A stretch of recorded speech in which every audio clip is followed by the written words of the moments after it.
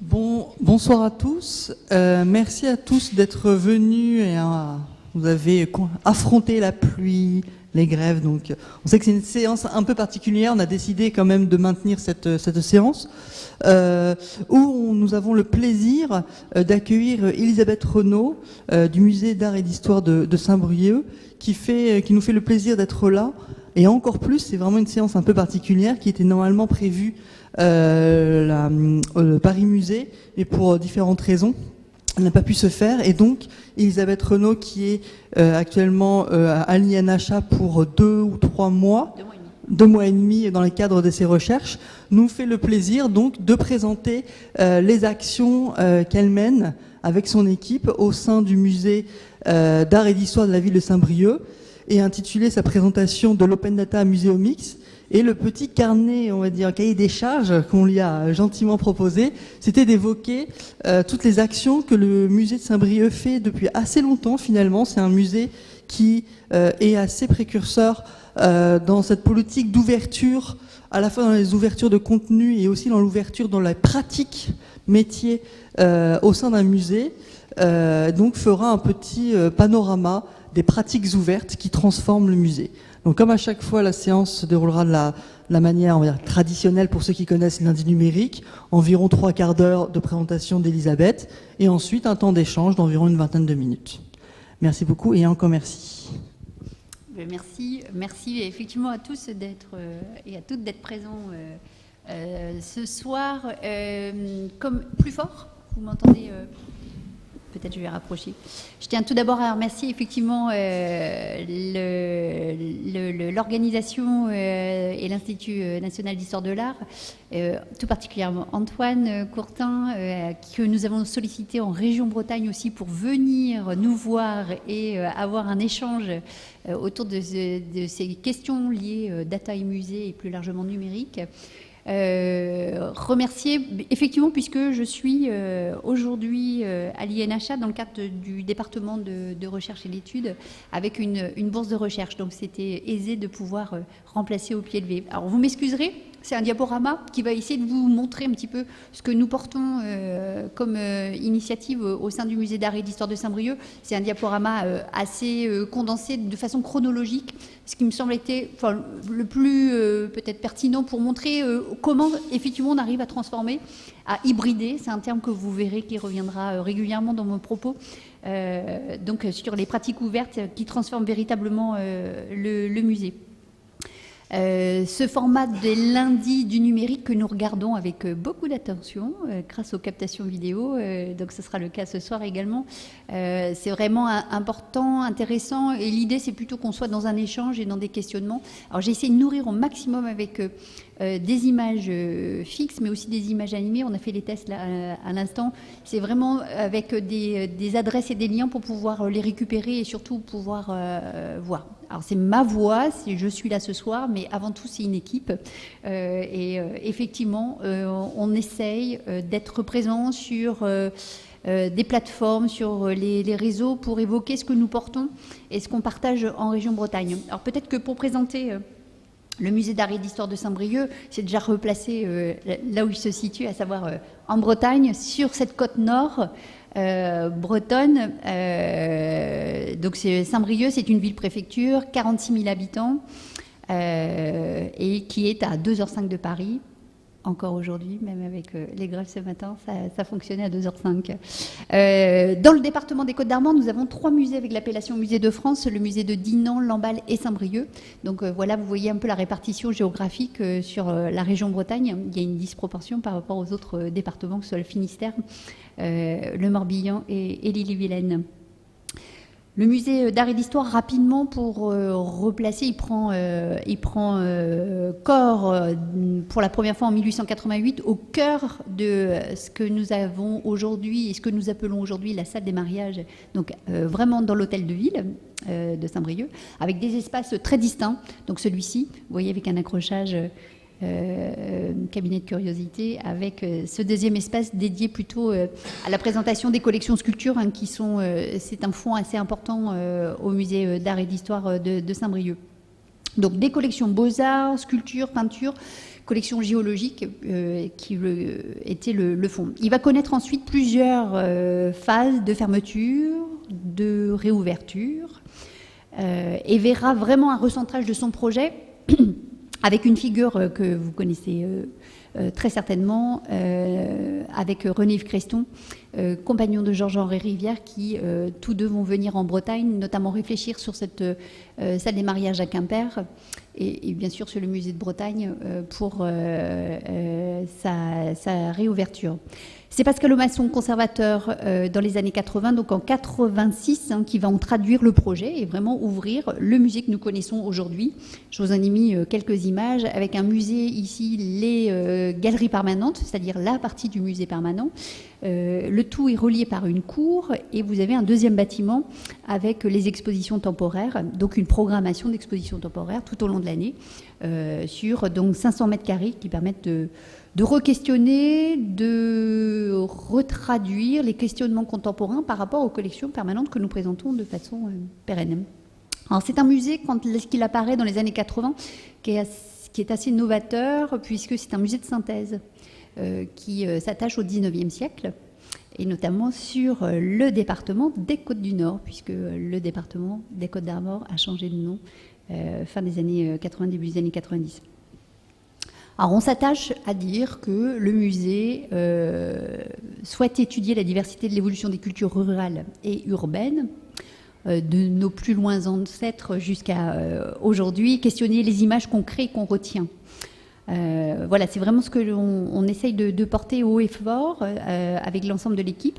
Et le parcours que nous re-questionnons sans cesse invite vraiment à découvrir ce patrimoine à travers ce prisme. Donc c'est vraiment par le biais d'une programmation d'exposition temporaire, toujours ou presque en coproduction, que ce soit sous ma direction ou la direction de Jeanne-Yvonne Simon-Hamel qui me précédait. C'est toujours de s'associer. C'est une des richesses de notre territoire. Tout à l'heure, je vous ai présenté la carte de Bretagne, de pouvoir travailler en coproduction et présenter des projets communs. Ce qui nous permet, pour des petites structures, puisque je vais y revenir, et c'est aussi le remerciement fait sur ces lundis numériques, de pouvoir montrer les différentes tailles, les différentes échelles d'établissement. Nous sommes une toute petite équipe, nous sommes 7 dans l'équipe au musée d'art et d'histoire de Saint-Brieuc, 18 500 collections. Et on a très vite, avec Nicolas Poulain, chargé des collections, souhaité que les institutions, même si elle est petite, pouvoir raccrocher tous ces débats et ces enjeux liés au numérique. Alors c'est ce que je vais vous montrer à travers nos réalisations. Alors, programmation d'exposition temporaire, je vous ai montré, je vous ai indiqué ici dans le PowerPoint, voilà, vous montrer un petit peu les typologies avec des dioramas qui restent présentés dans le parcours permanent, qui ont toujours l'intérêt des publics, qui tendent à montrer effectivement les thématiques liées aux communautés maritimes, au travail lié à la grande pêche, mais aussi ce qu'on appelle l'argoate avec le travail des terres, et notamment le travail des landes qui est présenté dans le parcours.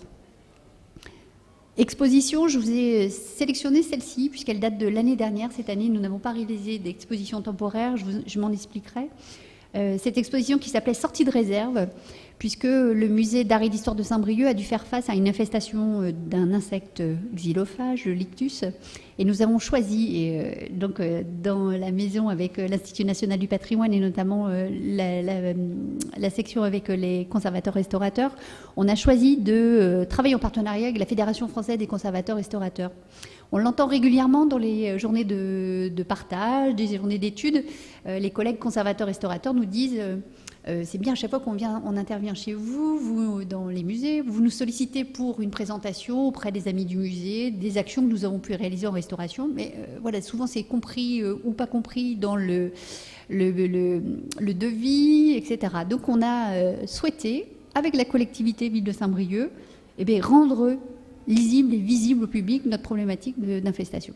Et donc on l'a appelé sortie de réserve. Le musée sort de sa réserve, c'est-à-dire montre toute la face cachée du musée. On l'a intitulé ainsi avec le premier texte. La déambulation permettait de découvrir une salle d'exposition de façon classique, sauf que les cartels n'y étaient pas. et montrait tous les traitements que les collections avaient dû subir avant d'entrer dans la salle d'exposition. Donc c'était le premier axe d'accroche des publics. Et le deuxième axe, c'était bien sûr de rentrer dans cette grande salle où nous avions une bulle d'anoxydynamique de 120 mètres cubes, 8 mètres de long sur 5 mètres de large. Donc vraiment l'idée du traitement très clinique dans la salle d'exposition, et avec tout un parcours qui nous replaçait de la politique d'acquisition, la politique de restauration, jusqu'à l'intégration dans les collections, avec le processus de commission scientifique régionale, d'expliquer tout cela au public. On s'est posé un certain nombre de questions, notamment sur l'ouverture de la donnée, des rapports d'intervention des collègues conservateurs-restaurateurs. Est-ce que c'est quelque chose qu'on peut présenter au public? Oui, non. Donc on a eu toute une phase de discussion au sein même de l'équipe et le groupe projet, du coup avec les scénographes et toute l'équipe autour des scénographes, et de pouvoir poser assez loin le propos, puisqu'on a mis certains rapports à la disponibilité des publics.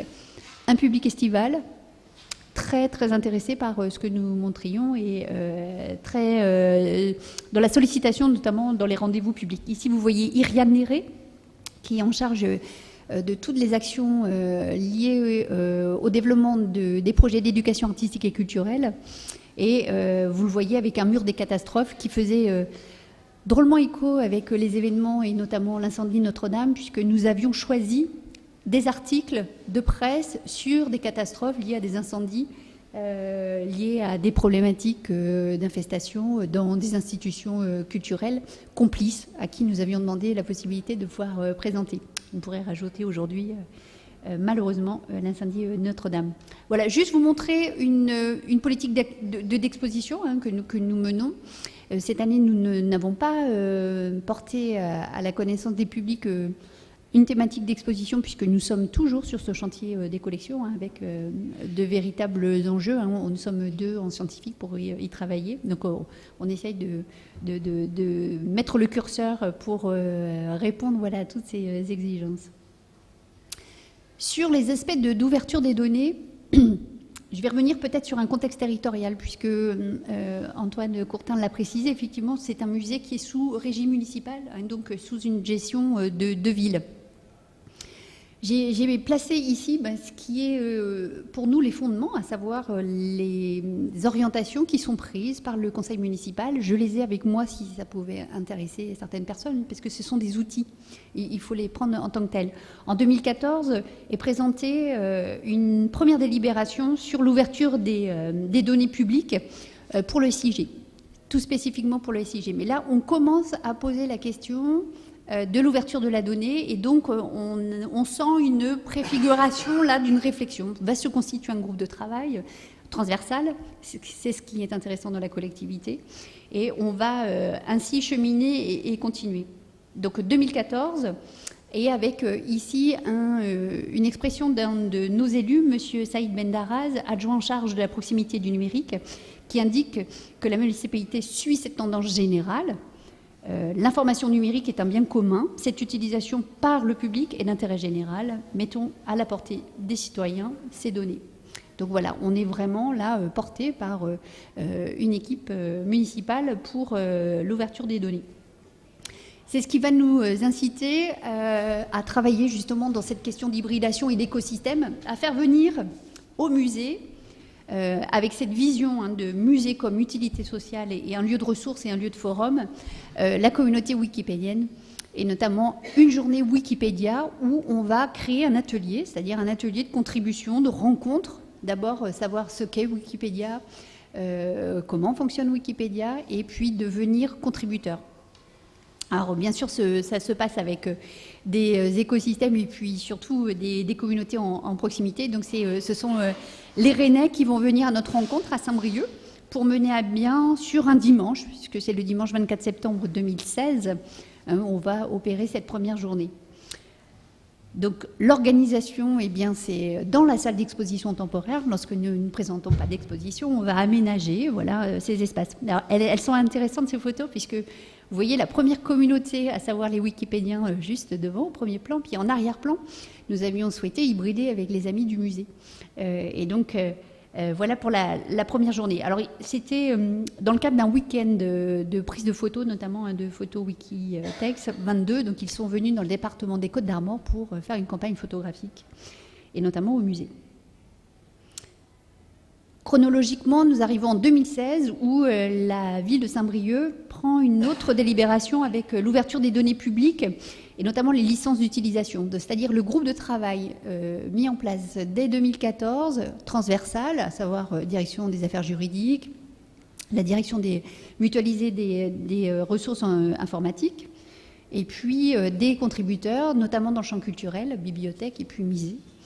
Et là, on va avoir vraiment cette accélération et avec la décision d'une publication des données avec une licence ouverte en ODBL. Et donc tout ça en rappelant la loi NOTRe. Je crois que nous sommes aujourd'hui, avec le recul de cette mise en place de la loi NOTRe, on n'a pas encore tiré tous les enseignements. C'est peut-être pour un public plutôt, je dirais, étudiant. Je pense que c'est intéressant d'aller demain vers une évaluation de ce que la loi NOTRe a pu produire et ce qu'elle produit encore et ce qu'elle va susciter, notamment sur l'ouverture des données. Donc, je le rappelle ici, la loi NOTRe, 27 août 2015, par rapport à ces enjeux. Nous organisons en 2017 une deuxième journée contributive Wikipédia au musée d'art et d'histoire de Saint-Brieuc, donc au mois de novembre. Donc avec la volonté là de collectivement de déterminer des sujets. Donc on a fait remonter des sujets, notamment la place des femmes au musée d'art et d'histoire de Saint-Brieuc, les femmes artistes, notamment Jeanne Malivelle, qui est un des sujets sur lesquels je travaille dans le cadre de la bourse de recherche, actuellement à l'INHA. Et ces rencontres ont lieu généralement au musée, toujours les mêmes espaces. On vise à améliorer les articles. On va, avec les amis du musée, créer un article sur l'histoire du musée qui va être très riche, que vous pouvez retrouver si vous allez sur la page Musée d'art et d'histoire sur Wikipédia. Et donc ça s'inscrit dans cette politique d'appropriation du patrimoine, des nouveaux usages culturels menés par le musée. On l'invite ainsi. Et voilà la photo. Changement. Nous avons véritablement l'hybridation, on la voit, entre contributeurs amis du musée, contributeurs wikipédiens. Et ça a été, notamment cette séance de travail a été très très importante, puisque là, nous avons eu un accélérateur avec un versement de masse sur Wikidata.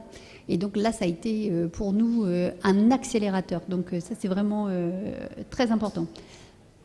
En termes d'aménagement, puisque j'y reviendrai à plusieurs reprises, ça nous demande, puisque petite équipe, ça redemande de faire ce pas de côté, d'être toujours, oui, il faut aménager des espaces, des lieux différents, différemment, aménager une bibliothèque temporaire, voilà, on va transporter les livres, les amener pour que ça puisse se vivre. Donc là, c'est un dimanche, on va produire énormément d'articles sur cette journée, et avec cette mise en appétit, en tout cas, que ça puisse revenir de façon récurrente au musée d'art et d'histoire de Saint-Brieuc.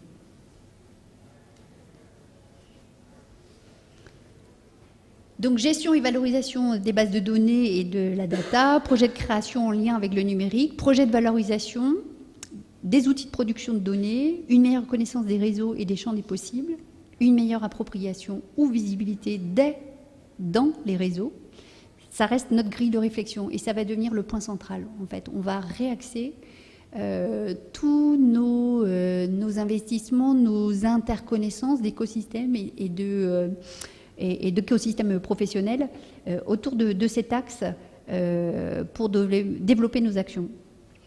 Notamment sur la data. Tout à l'heure, je disais que c'était avec Wikidata, nous avons fait un versement massif et on voit tout de suite les connexions, notamment avec Joconde, où là, on a eu une interopérabilité qui a été extrêmement importante pour nous et du coup, une visibilité. Donc, ça veut dire que tout ce travail que nous menons avec donc Nicolas Poulain, chargé des collections, permet d'avoir une visibilité et une seule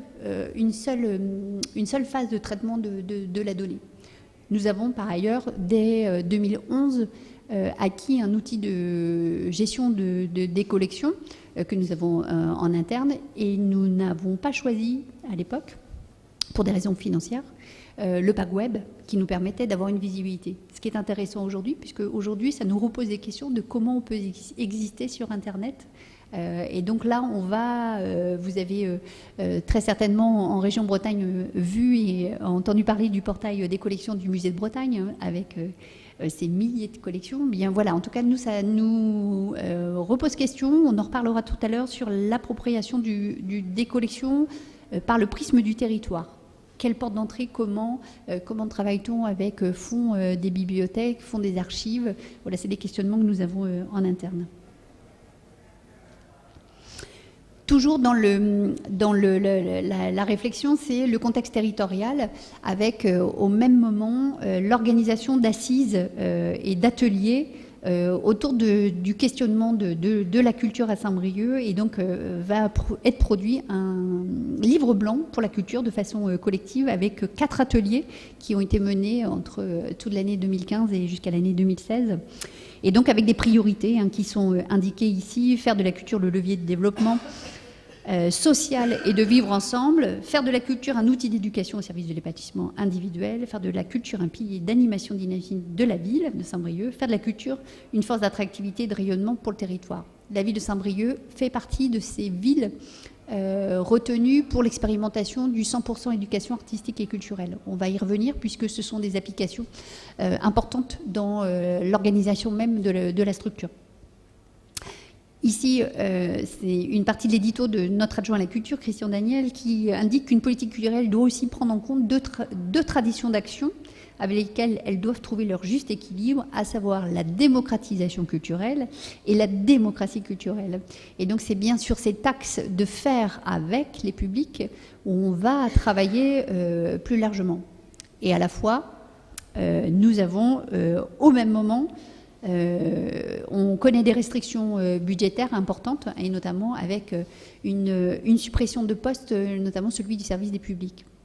C'est ce qui nous amène à réfléchir, de se dire comment peut-on continuer à travailler, et c'est ces actions de co-création et de coopération que je vais vous montrer, notamment avec la communauté Muséomix.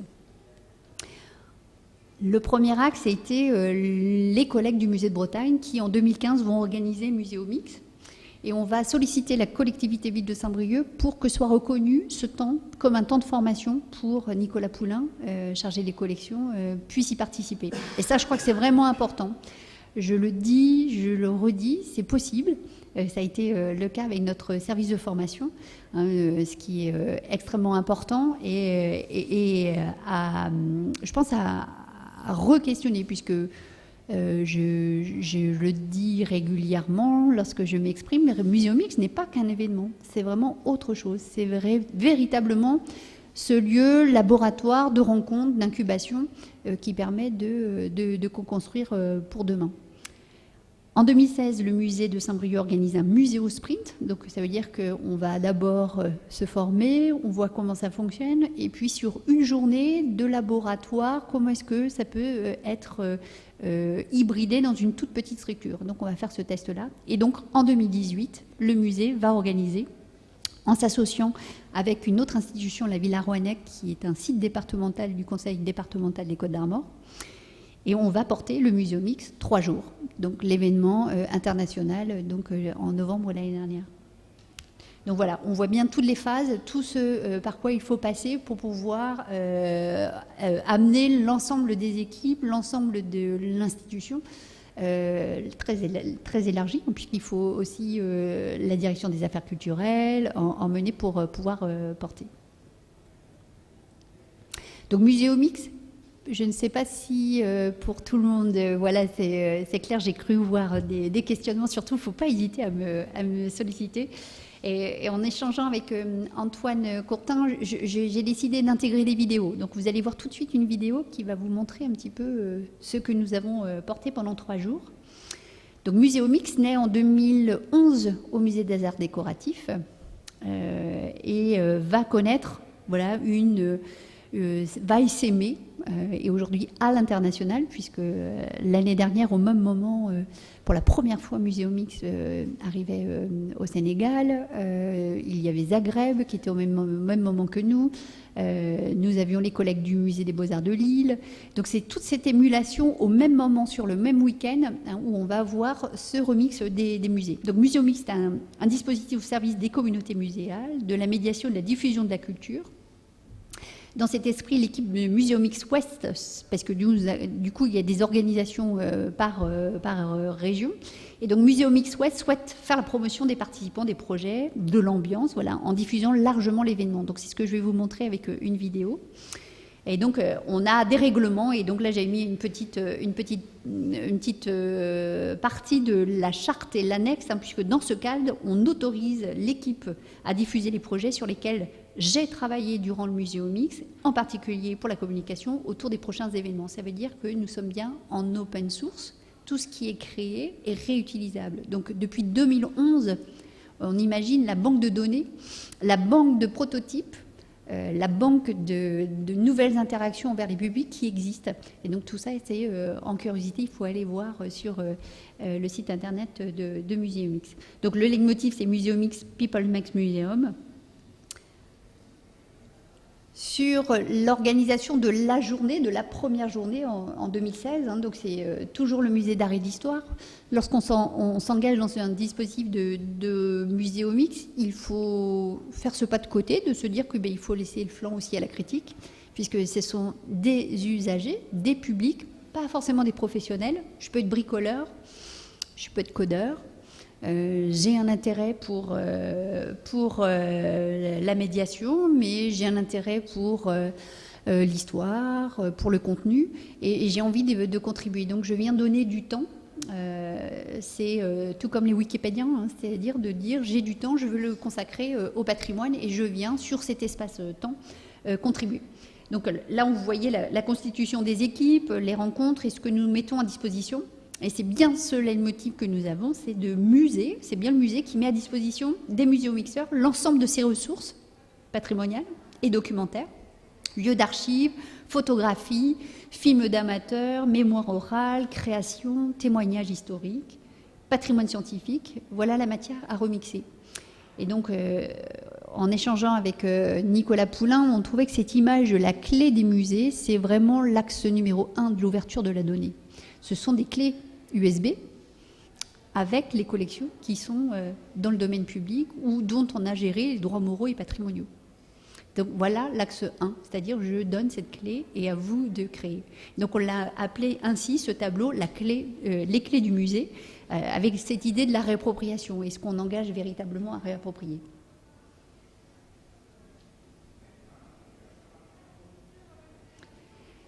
Toutes ces interactions qui sont imaginées, elles sont collectives, c'est-à-dire qu'on est par équipe, on peut être 5-6 par équipe, et c'est un engagement que nous avons dans cette charte du muséomixeur, c'est-à-dire je crée, je suis là, je contribue, mais je contribue pour la communauté, donc je le redis, tout est en open source, et on va travailler à partir de données que met à disposition les musées.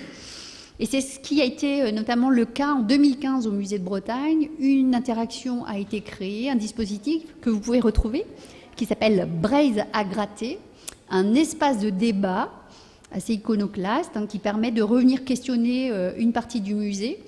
Et c'est ce que je vous montre ici, c'est point numérique, mais des crayons Posca que l'on donne au public en donnant les règles du jeu et de venir écrire sur les vitrines du musée. Donc là, c'est une organisation que nous avions réalisée. Donc 2015, la première fois, le prototype est imaginé. Et dès 2016, on va le réinterpréter, nous, au musée, à l'occasion des Journées du patrimoine. Donc en 2016, les Journées du patrimoine, c'est la question de la citoyenneté. Donc là, je vous ai remis le titre de l'interaction, Braise à gratter. Le musée a proposé au public de s'exprimer et de débattre de manière ludique, je l'ai dit tout à l'heure, iconoclaste, mais citoyenne de la culture bretonne et de sa place dans le musée d'aujourd'hui.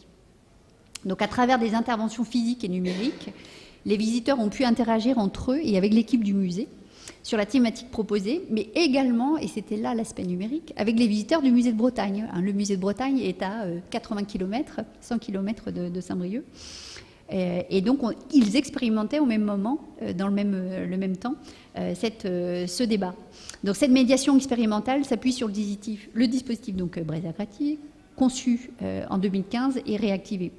Donc, c'est ce que j'indiquais tout à l'heure, d'être curieux et d'aller voir tous ces prototypes, puisque c'est vraiment intéressant de pouvoir les puiser, inspiration, transformation, et puis nouvelles interactions envers les publics. La donnée, cette donnée, c'est aussi pour nous re-questionner sur les fonds. Et notamment un fonds que je vais vous présenter, c'est le fonds Lucien Bailly, un fonds d'un photographe briochin, né en 1881, décédé en 1975, dont on va gérer les droits moraux et patrimoniaux, avec cet objectif de pouvoir libérer l'ensemble de ces données. Donc ce sont 10 000 plaques photographiques.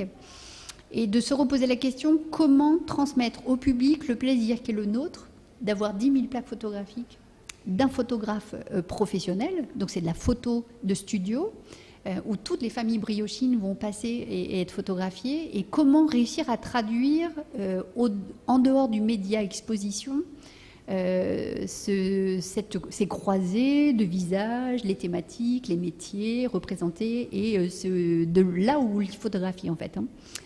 Et donc Lucien Bailly, on va se questionner avec un partenaire qui est un prestataire. Tout à l'heure, je vais vous montrer un petit peu comment on a travaillé en open source avec lui. Donc c'est la société DOCAT, Jonathan Périnet, avec qui on va réfléchir sur l'idée de cet étourdissement que représentent 10 000 plaques photographiques, et donc la constitution d'une interaction qui s'appelle le niage d'images, commande à Lucien Bailly. Donc on va voir, je vais lancer si ça fonctionne. Tout à l'heure, ça a fonctionné. On va faire la démonstration en direct. Comme si vous étiez au musée de Saint-Brieuc, de vous excuser le départ. Donc vous déambulez, vous trouvez le titre de l'interaction muséographique.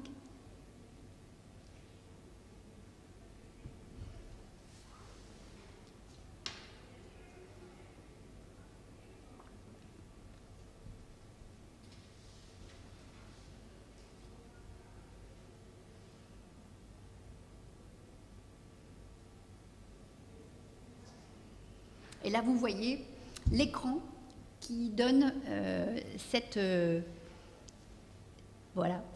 interaction donc, de ce nuage d'images qui donne à voir la multiplicité de ces 10 000 plaques photos. Et vous voyez en bas cette barre de recherche créée avec des mots où je peux croiser les données et retenir femme, fleur, fourrure, par des mots-clés, des mots de vocabulaire.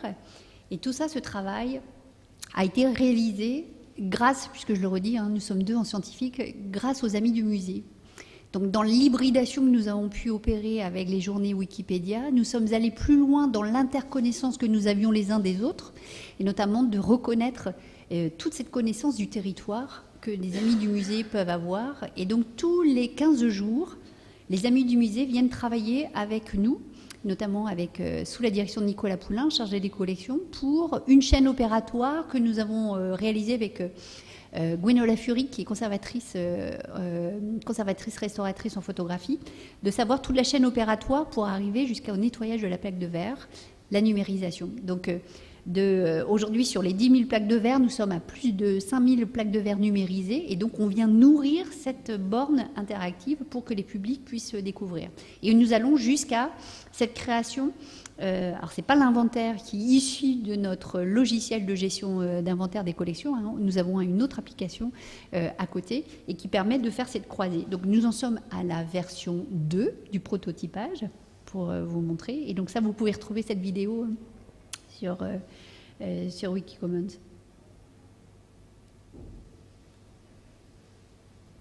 Je pense qu'ici je repars.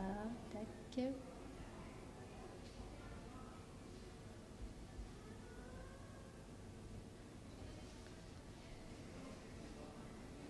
Donc cette installation donc, a été créée en 2018 et donc c'est un dispositif qui est en open source Donc c'est une réponse, je le disais tout à l'heure, à cette problématique muséographique de présentation de fonds de milliers d'images. Alors là, c'est lié à un seul fonds, mais au musée de Saint-Brieuc, 40% de nos fonds, c'est des photographies. Donc c'est vraiment des dispositifs et des questionnements que nous avons pu croiser à l'occasion de ce musée au sprint. On a pu me démontrer que le musée, dans la partie galerie permanente, a des plafonds très bas. Eh bien, on peut avoir quand même une projection très importante. Puisque là, dans ce que vous avez pu voir, on a une interaction individuelle avec cet écran tactile, mais on a une projection. Et donc, là, on voit bien qu'on a une expérience de visite pour les visiteurs qui devient collective. Et c'est assez, dans l'évaluation qu'on peut en faire, qui n'est pas encore finalisée, c'est intéressant de voir ce qui s'y passe. D'un point de vue groupe, notamment, on voit un développement et une forte sollicitation des groupes, notamment avec des ailes ou des départements en EHPAD avec des problématiques Alzheimer. Puisqu'on peut venir s'y poser, on peut venir y travailler, on peut débrayer certaines dans l'application, on ne le fait pas encore, mais par exemple sur des aspects de lieu-dit, donc on peut dégrader, ne pas voir, etc. Donc ça c'est intéressant de voir ce qui s'y passe, et puis demain peut-être imaginer un travail sur tablette qui puisse être embarqué dans les maisons, dans les EHPAD, dans les maisons de retraite. J'avais indiqué ici un lien justement pour montrer l'open source. Donc, qui est sur GitHub, voilà, où vous pouvez découvrir comment ça a été monté, donc déposé par la société Docat avec qui on a travaillé. On poursuit ces principes d'hybridation et de communauté avec Muséomix. Voilà, on se sent fort de porter cette opération sur 3 jours. Et donc pour cela on va décider non pas de réaliser ces 3 jours au musée de Saint-Brieuc, c'est un petit peu la nouveauté dans Muséomix, mais nous allons investir ce lieu qui appartient donc au conseil départemental, qui est une villa qui s'appelle la Villa Rouannec, Villa Italianizzante, et qui est aujourd'hui une fabrique, vraiment un lieu de résidence, un lieu de création et de co-création. Et du coup, on va s'associer pour porter, donc, en novembre 2018, l'opération Muséomix.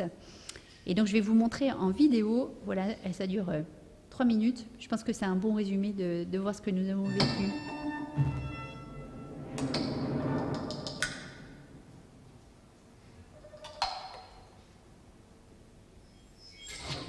L'écran ne fonctionne pas.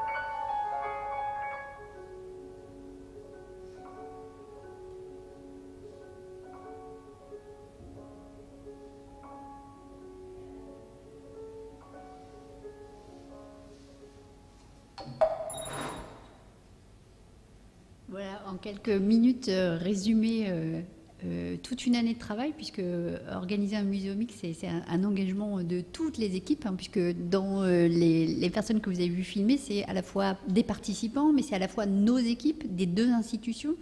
Alors, deux collectivités territoriales différentes, une ville, un conseil départemental. Donc, ça a été vraiment extrêmement formateur. Et puis, c'est surtout des méthodologies de travail que nous avons du coup fait nôtres, les deux institutions. Et nous continuons à travailler de la sorte, puisque nous sommes allés jusqu'à aujourd'hui, en mars 2019, signer une convention de coopération entre les deux collectivités territoriales, avec toutes les institutions, je dirais, culturelles ou partenaires, hein, entre la ville de Saint-Brieuc et le département, mais c'est vraiment par l'expérimentation et de voir que c'était possible de pouvoir fédérer les énergies, puisque c'est vraiment ça, hein, dans la recherche pour nous. Alors je voulais revenir sur le... Ça y est, ça va être réactualisé. Vous n'hésiterez pas, dans le temps d'échange, à revenir. Je pourrais revenir plus précisément sur des aspects organisationnels, budgétaires et autres. En tout cas, sur ce que je disais sur la transformation véritablement, hein, c'est bien sûr des envies communes, cette convention cadre, et surtout la naissance de communautés. Alors, à chaque fois, j'évoque une communauté qui va venir presque polliniser de Rennes pour venir sur le territoire, mais à chaque fois, on va faire naître une nouvelle communauté. Et donc, nous, on est fort maintenant sur le territoire briochin d'une communauté locale, expérimentée, qui a envie de s'engager, qui a envie de contribuer, qui a envie de venir travailler. Donc on a ressuscité l'intérêt. Et la dernière image de ce film qui vous présente les 3 jours du Muséomix, hein, c'est l'ouverture vers cette baie, puisque nous sommes sur la côte nord avec une façade maritime. C'est vraiment l'enjeu de réquisitionner le territoire, mais par toutes les entrées, tous les prismes possibles. Et c'était vraiment cet enjeu-là. Donc c'était à la fois re-questionner la présentation de nouvelles interactions envers les publics, tel qu'un musée peut le faire, mais c'est se reposer les questionnements liés au territoire. Et pour ça, on a eu tout un cheminement intellectuel long avec les deux institutions, mais la communauté Muséomix Ouest, donc l'association avec qui nous étions partenaires. Et pour ça, nous avons travaillé sur un format que vous connaissez peut-être, les Mind Camp ou les camps, c'est-à-dire sur un temps long d'une semaine pour pouvoir tester, prévoir et surtout inscrire un déroulé, puisque c'est ça le secret au final, hein, c'est d'être toujours avec un déroulé écrit très précis qu'on va suivre, hein. Rien n'est mis au hasard ou jeté au hasard, hein. Tout est bien organisé et demande une précision presque chronométrée à la minute. Donc ce qui en résulte, c'est un copilotage, et ça, on est vraiment fort de cette expérience et on continue à le mener. Là, j'avais mis un petit peu sur les organisations et les aspects, on pourrait y revenir, hein, précisément sur le Muséomix. Une autre action que nous menons au long cours, c'est un format qui existe dans plusieurs institutions, hein, qui peut se réadapter selon les institutions. Ce sont les coding goûtés que nous organisons au musée. On est maintenant avec plusieurs expériences de coding goûté. Et là, j'ai choisi une image qui vous présente le coding goûté que nous avons organisé dans le cadre du festival de musique actuelle Art Rock qui a lieu à Saint-Brieuc. Donc là, c'était en juin de cette année. Et pareil, c'est un dispositif numérique qui est, où le numérique est là, mais c'est pas que ça. Comme ce que vous venez de voir dans le Muséomix, au final, il y a beaucoup de colle, beaucoup de papier, beaucoup de crayons, on est vraiment dans justement l'inverse peut-être de ce qu'on entend, on imagine des bidouilles. Alors, ce que je vous propose, c'est peut-être plus que de m'entendre parler, c'est de regarder et notamment d'entendre une évaluation qui a été menée sur les coding goûtés.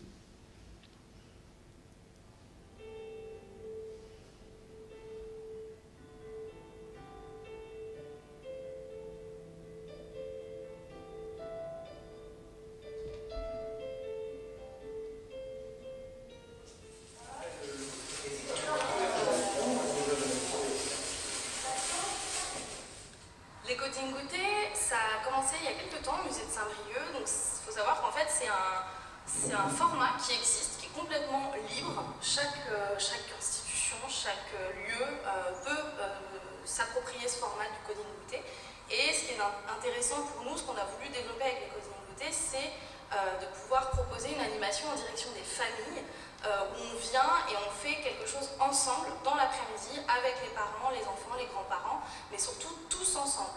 Donc en gros, ça a été vouloir aussi associer le numérique au musée. Nous, on a choisi de s'associer à une association qui vient d'être créée à Saint-Brieuc, qui s'appelle le Phare Numérique. On a fait déjà quelques coding goûter avec eux. Et en fait, c'est vraiment de la co-construction de projet. Donc avec eux, on a construit le déroulé de l'après-midi, l'orientation du coding goûter, qu'est-ce qu'on avait envie de proposer aux familles comme matière première à remixer, entre guillemets.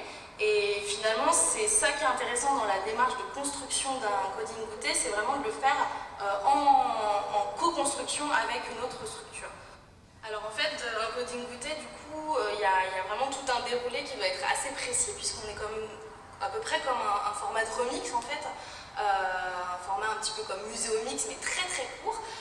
C'est-à-dire qu'on commence avec un accueil des familles, on essaye de mettre en place des petites activités qui vont permettre de mieux se connaître, on appelle ça des icebreakers.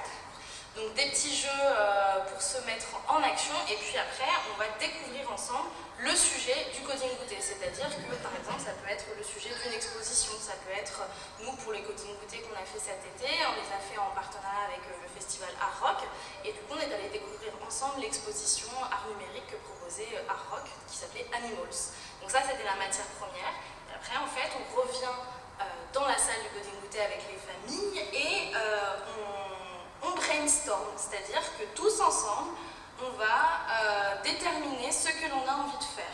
Pour les coding goûter qu'on a fait cet été, il s'agissait de fabriquer une espèce de bête hybride, de robot hybride qui pourrait, si on voulait, rejoindre l'exposition Animals, l'exposition d'Art Rock. Après le brainstorming, on se met en action, on détermine qui fait quoi et on y va. On bidouille, on peint, on bricole, on commence à aller sur les ordinateurs pour ceux qui ont décidé de faire plutôt de la programmation. On est accompagné toujours par le phare numérique dans ce volet plutôt programmation par exemple. Et ensuite, dans l'après-midi, on fait une pause à un moment donné pour dire où on en est, qu'est-ce qu'il nous reste à faire, qu'est-ce qu'il est possible de faire.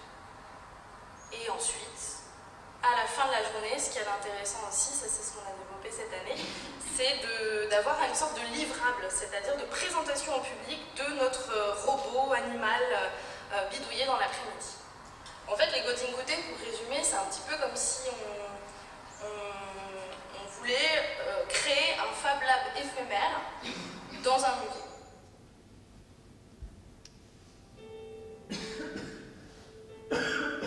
Voilà les propos donc d'Iriane Néré, qui est chargée des projets d'éducation artistique et culturelle, et la réalisation et le montage c'est Justine Faure dans le cadre du master de l'université d'Arras, donc avec Serge Chaumier, donc avec une évaluation de ces dispositifs de médiation tout spécifiquement. Donc ça c'est une vidéo que vous pouvez retrouver aussi sur internet et de voir l'évaluation.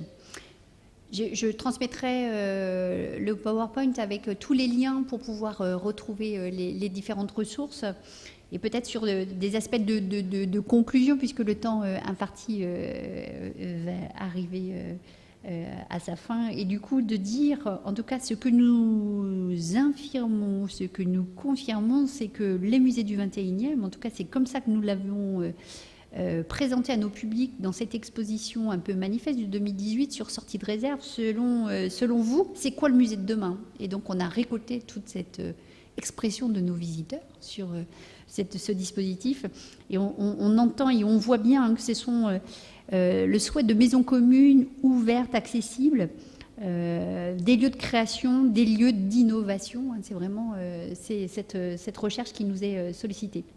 Et la plus belle des récompenses, c'est de voir comment toute cette ouverture des données, tout à l'heure ce que j'évoquais lié au fonds photographique Lucien Bailly, c'est de voir qu'en juillet, cette année, nous avons accueilli une photographe, Florence Levillain, en résidence, qui est venue travailler sur ces fonds photographiques, puisque elle réside sur Paris. Depuis Paris, avait vu cette libération de la donnée sur cette plateforme Datarmor, dont vous retrouverez la référence et le lien.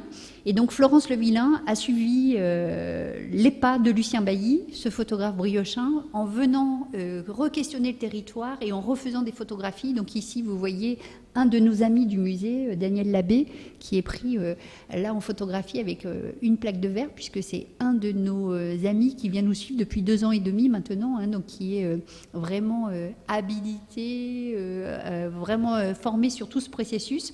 Et donc a été présentée cette exposition jusque, vous voyez, la mi-novembre, 17 novembre dernier. En conclusion, je dirais que toutes ces ouvertures à différents écosystèmes, c'est vraiment de parvenir à une interconnaissance, une coordination, une coopération. Hein. J'ai cité Wikipédia, Muséomix, mais on pourrait en citer d'autres partenaires. Ce qui sous-tend, c'est qui fait quoi et comment. Bien sûr, toujours, c'est du partenariat. Donc, vous imaginez, qui dit partenariat dit convention, dit délibération. Donc, c'est tous ces aspects administratifs. Lorsque j'évoque l'ensemble de l'équipe, hein, c'est Sylvie Madec, assistante administrative, c'est tous les personnels d'accueil et de surveillance qui sont aussi dans cette dynamique.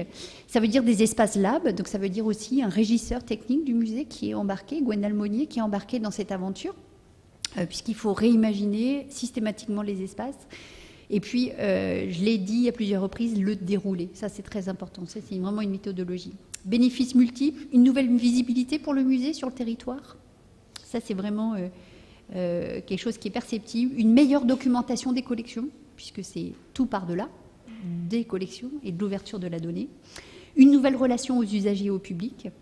Le partage de collections publiques, donc d'un patrimoine commun à tous. Et un important travail, bien sûr, d'animation et de médiation. Et c'est là qu'il faut vraiment prendre en compte, et surtout pour essayer d'encourager cette réutilisation, comme je l'évoquais à l'instant avec le travail de cet artiste photographe Florence Levillain. Mais c'est un pas de côté que toute l'équipe doit faire. Voilà. Je vous remercie pour votre attention.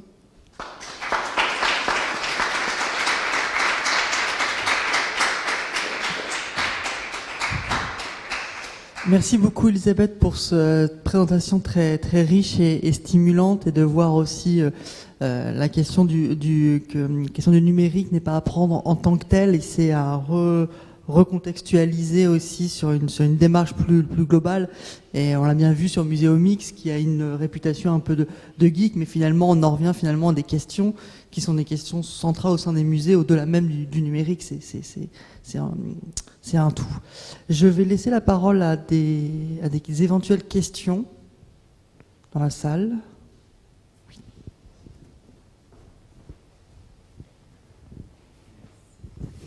Dans la dernière présentation que vous avez faite, on voit le côté créatif classique avec le monstre à la fin, mais on ne voit pas ce qu'a apporté le travail de programmation ou sur ordinateur.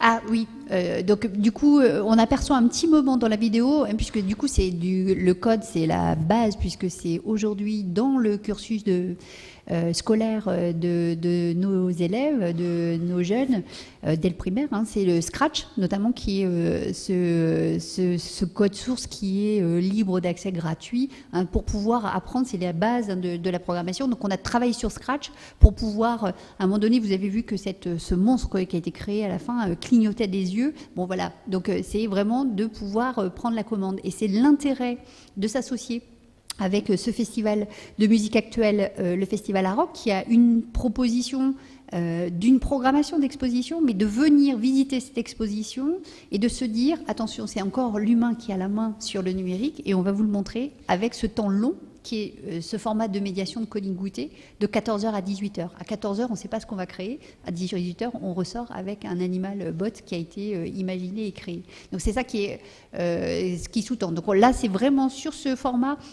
Systématiquement, on a utilisé plutôt ce code Scratch, qui est assez simple à utiliser. Scratch, S-R-C-A-T-C-H. Voilà, c'est un petit animal qui permet, voilà, on a des éléments en fait de code déjà préconçus, tourner à gauche, filer tout droit, et donc on les associe et on voit, ça génère tout de suite l'animation de cligner l'œil, d'avancer, de reculer, etc. Donc voilà, ça, c'est quelque chose qui est utilisé notamment beaucoup en mathématiques. dans le cursus scolaire. Et on peut le voir en termes d'ouverture de l'institution et d'accueil de nouveaux publics. Pour notre part, c'est un collège numérique sur notre ville, la ville de Saint-Brieuc. Donc c'est le collège Léonard de Vinci, où on a un enseignant notamment en mathématiques, qui a repéré ce qu'on a pu faire et qui envoie systématiquement ou qui donne l'information en disant « Ah, attention, regardez, à cet endroit, vous aurez ce type d'animation ». Donc on a parfois des jeunes, des familles, puisque là c'est vraiment un public familial. Parfois ça peut être les parents, l'adulte accompagnant, qui est lui féru de code et qui va venir sur ce dispositif de coding goûté.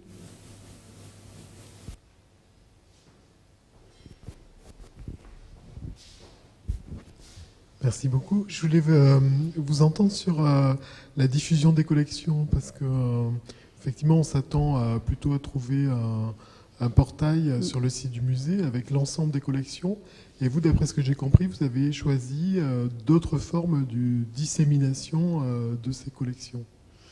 Merci de me donner la possibilité d'y revenir. C'est vrai que dans le temps imparti, je voulais avoir plutôt cette vision large de ce que nous pouvons mener. Et je vais revenir notamment sur cette plateforme. On ne l'a pas chargée tout à l'heure. On va essayer.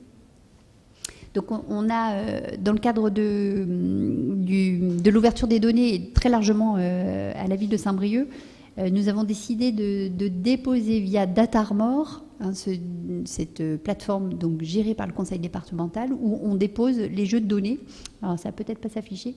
Vous pourrez, vous avez l'adresse qui apparaît en haut dans le moteur de recherche, datarmor.cotedarmor.fr. Et c'est vraiment à cet endroit où on a déposé l'ensemble des jeux de données que nous avions libérés. Donc la ville de Saint-Brieuc a 9 jeux de données, donc on en a, il me semble, pour le musée 6 qui concerne le musée. Tout le fonds, par exemple, présenté dans les galeries permanentes a été déposé. Tous les fonds Lucien Bailly sont déposés à cet endroit. Et je l'ai dit tout à l'heure, on a bien sûr tout le travail que nous menons avec Joconde et avec Wikidata. Donc voilà l'ensemble des endroits où nous pouvons trouver. Alors se pose la question de la facilité, de l'interaction pour les publics.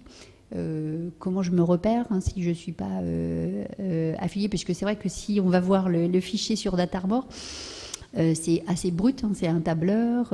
Donc ça, c'est vraiment des questionnements aujourd'hui de valorisation. Et effectivement, comme les collègues au musée de Bretagne ont pu le faire avec la construction du portail. En 2012, lorsque nous faisons l'acquisition et que nous mettons en place le logiciel de gestion des collections, c'est un choix en premier lieu financier de ne pas prendre le pack web. Mais aujourd'hui, ça nous pose vraiment question sur les enjeux. On l'a partagé avec Antoine Courtin sur nos choix que nous faisons aussi, en faisant attention sur les applications que parfois nous pouvons avoir clé en main. Mais qui est derrière? Qu'est-ce qui se passe? Quelle pérennité pour les collections? Et puis, qui nous faisons travailler? Je crois que nous avons des responsabilités en tant qu'institution culturelle de faire attention en termes de déontologie de qui est derrière, les travailleurs du clic. Je crois que tout le monde connaît, voit ce que ça engendre. En tout cas, pour nous, ça nous fait réfléchir aujourd'hui de ce que nous aimerions décider en termes d'ouverture et de valorisation de nos collections avec tous ces aspects de care et surtout de qui est derrière en termes de pérennité des collections.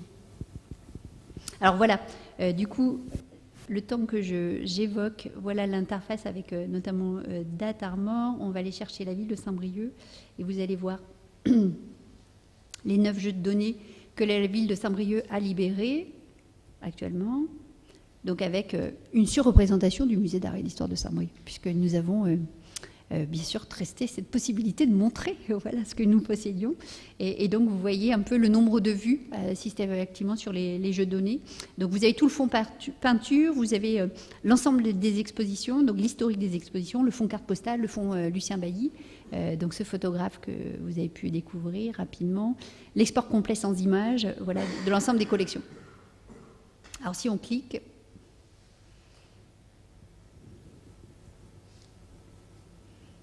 c'est là où dans mon propos de conclusion, je disais que toute cette libération de données appelle à de l'accompagnement, puisque ce n'est pas simple. Il existe sur les territoires ce qu'on appelle les e-blabs ou des universités de journalisme se mettent en dispositif de marathon créatif justement pour questionner la donnée. On l'a bien vu, si nous ne sommes pas là pour accompagner la donnée et expliciter la donnée, c'est difficile de se l'approprier. Donc ça ouvre des perspectives. Je là parle pour les plus jeunes et ceux qui sont peut-être demain en recherche d'emploi ou une reconversion professionnelle. Je crois que là, demain, nous, structure culturelle musée, nous sommes pourvoyeurs d'emplois parce qu'il va falloir imaginer sûrement des nouveaux métiers et sûrement des nouvelles postures professionnelles pour accompagner cette libération de données. Qui plus est quand elle a cette forme-là. Donc je fais juste le travail avec l'ascenseur, vous voyez un peu tout l'ensemble des données et de voir. Alors on a déjà eu de la réutilisation, on a eu une réutilisation notamment par un chercheur anglais qui a fait tout un travail, mais voilà, on a eu des échanges via un mail, c'est Nicolas Poulin qui a eu tous ces échanges, mais voilà, ça demande vraiment de la médiation et de l'accompagnement pour prendre en charge cette donnée. Mais on appelle à cette recréation ou à cette création à partir de la donnée. Ça, c'est quelque chose qu'on aspire à accompagner. Oui, et je me permets juste un complément. Là, c'est le fichier de l'export, on va dire, sans images, mais sur d'autres fonds, oui. Les images sont bien présentes, ce qui est loin d'être inintéressant. Dernier commentaire, c'est que je trouve toujours intéressant, c'est de voir les institutions, et ce n'est pas il y a d'autres cas également, par exemple le musée Albert Kahn, qui cette réflexion de ne pas utiliser un projet de mise en ligne des collections et de se reposer sur la plateforme open data de la région ou de la ville. Et on commence à voir comme premier pas ou comme premier espace web pour un musée cette possibilité de combiner à la fois une logique d'ouverture des contenus et aussi de s'appuyer sur des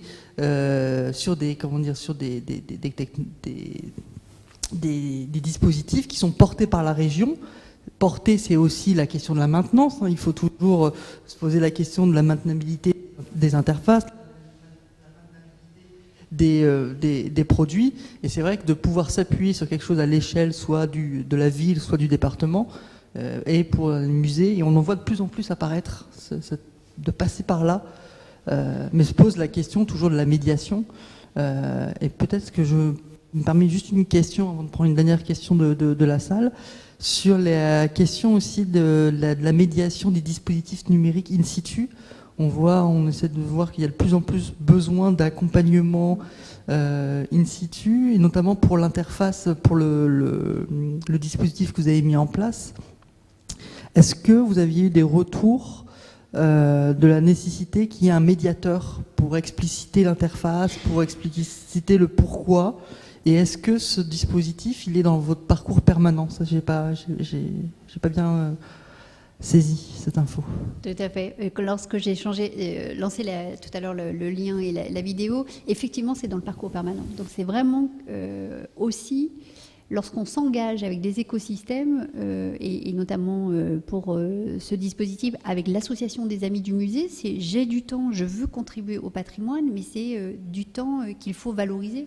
C'est-à-dire qu'on s'était engagé, nous, équipe, à ce que ce soit véritablement visible et qu'il y ait une traduction muséographique. Donc c'est pour ça que je parle de différentes versions. On a eu la version 1, la version 2, et effectivement, dans l'analyse que nous avons pu faire de la version 1, il y avait nécessité de venir avec un texte explicatif qui puisse replacer qui était Lucien Bailly et ce que nous avions cherché à faire en termes de muséographie et de dispositifs. Et on a aujourd'hui des agents d'accueil au musée qui ont pris en main aussi ce dispositif muséographique et qui peuvent accompagner les publics dans les rondes, dans la circulation. Il y a des questionnements et de voir l'interaction. Il y a quand même cette envie du public vite d'aller vers l'écran tactile. Donc ça, c'est quelque chose qui est assez intuitif. Mais du coup, sur la croisée de données, on voit bien qu'il faudrait encore accompagner. Donc, un médiateur ou un explainer à temps plein dans l'espace serait merveilleux, luxueux. Mais on voit que dans la version 2, déjà, on a gradué, on a bien analysé. Et c'est ce qui permet aussi d'aller vers la rencontre des publics sur un format c'est pas de visite, mais de se positionner dans l'espace et d'être là pour accompagner et de venir questionner. Donc, on attend la version 3, où on va venir injecter encore plus d'images. Donc là, ça va être intéressant de voir tout le travail avec les mots de recherche. Mais oui, c'est bien pour ça qu'on parle de version 1, version 2. On n'est pas sur quelque chose de définitif, c'est bien du prototypage. Mais on l'assume. C'est un prototypage assumé dans le parcours permanent du musée. Oui. Bonsoir. Je m'intéresse particulièrement à comment l'exposition justement des données peut permettre d'augmenter la visibilité du musée et de ses collections. Et l'exemple de Laurence Le Villain est assez intéressant, je pense. Comment est-ce qu'elle a trouvé en fait les photographes de Lucien Bailly? Et est-ce que sa propre photographie a permis, à votre sens, d'améliorer encore plus la visibilité de ce fonds, et parce que je trouve que c'est une mise en abîme assez intéressante au niveau de la visibilité, parce que justement les collectionneurs ou ceux qui suivent les œuvres de Laurence Le Villain vont peut-être demain venir à Saint-Brieuc pour aller voir le fonds de Lucien Bailly. C'est presque chose faite, puisqu'on a eu la chance, au final, puisque Florence Le Villain était invitée en tant qu'artiste en résidence par ce festival. Je remets la bannière Photo Festival, donc, qui est organisé par l'agglomération Saint-Brieuc Armor Agglomération, une autre collectivité territoriale. Donc c'est un autre partenariat. Donc c'était ça qui était assez intéressant. C'est pas forcément les mêmes ampleurs de communication. Il y a une visibilité qui est importante puisque c'est un événementiel sur un temps court. Et l'intérêt de s'associer, bien sûr, c'est que Florence Le Villain avait repéré tout ce travail après échange avec le directeur artistique sur le territoire qui était venu voir l'institution musée, qui avait perçu le nombre dans les collections des photographies, l'intérêt de pouvoir questionner ce territoire et de pouvoir indiquer la plateforme d'Atarmor. Elle a pu aller et voir. Et c'est là où elle a mesuré le nombre, le volume, les 10 000 plaques photos, et donc ça a suscité son intérêt, questionnement, vite rentré en communication avec l'institution et décidé de faire sur ce mois de juillet donc la résidence. Et inévitablement dans sa création à elle, lorsqu'elle est venue, dans toute sa gestation, elle a fait plusieurs tests, et pour arriver à cette présentation, là je vous remets la photographie où on voit Daniel Labbé avec les plaques de Lucien Bailly. L'exposition se trouvait dans un lieu qui est une chapelle désacralisée, juste à côté du musée. Donc il y a eu cette interaction des publics, on l'a vu en termes de fréquentation. Donc il y avait la visite de l'exposition de Florence Le Villain, mais tout de suite il y a eu l'intérêt et on a joué le jeu de la correspondance avec une explicitation du dispositif à Lucien Bailly qui était présenté au musée. Donc ça c'est vraiment parfaite intelligence pour valoriser les uns les autres.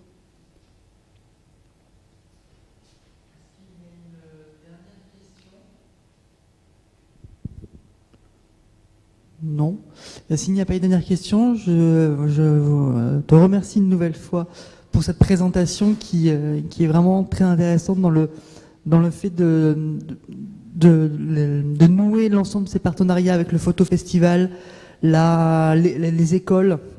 Et donc on voit que finalement, alors mon micro est balbutiant, que finalement les actions de visibilité par le numérique, c'est aussi pour s'inscrire et inscrire le musée dans finalement la tradition des musées, de s'inscrire dans le territoire, dans la société et dans la société civile. Complètement. Merci beaucoup et n'hésitez pas, donc c'était la dernière séance de l'année 2019, Millénaire numérique continue en 2020. Et la prochaine séance sera consacrée à une publication numérique du musée de Saint-Raymond de Toulouse, qui est une publication numérique très intéressante sur les bustes de la Villa Chiragan. Voilà, donc n'hésitez pas, c'est le 9 janvier 2020. Merci à tous et bonne soirée. Merci.